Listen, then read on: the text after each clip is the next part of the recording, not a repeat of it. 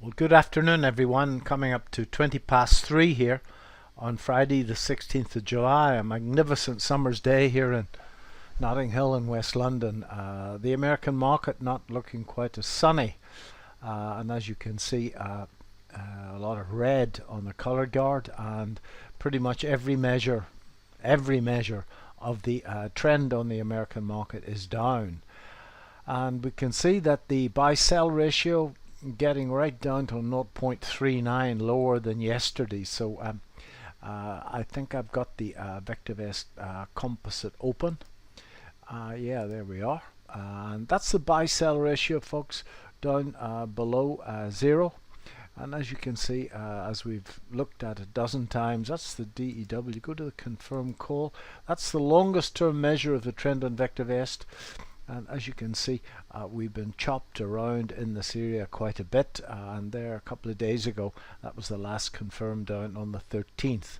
So until that changes, the trend in the American market is most certainly down, and we have to be very careful about that. I got stopped out, well, I actually got stopped out a reasonable profit in Zoom, so the only share that I've got left in the American market now is ANAT, which I bought into a couple of weeks ago.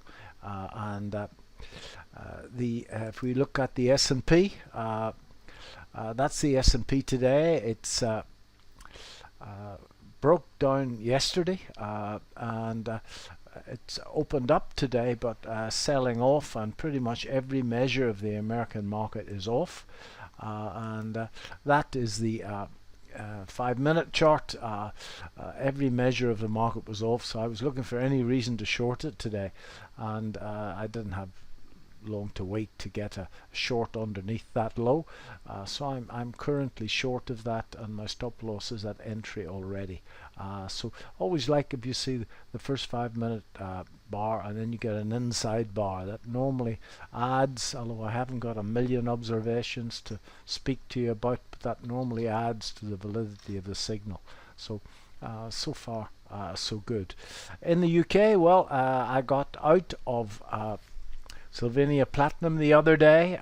Maybe I got out of it at the wrong time, but nevertheless that was my risk and management, and I got out. Atalaya Mining is still hanging on by a thread, and if we have a look across the commodity market, first of all, that's the gold market, and the gold market off today, as you can see, back down to 1815. I still have no problems with this. That is an impulsive trend. To me, this is corrective. To me, this is impulsive, and sooner or later we're going to get another wave up here. That's what I think, and that's what I'm betting on, but I'm the first to admit that it's been very frustrating indeed. If we have a look at the platinum market is sold off today. That's the daily chart in platinum. It's come off significantly today, but still hanging in there. I like the platinum chart because I see this thrust ABC back. That's always been very lucky for me, so that's one of the Gartley patterns that I know I keep talking about.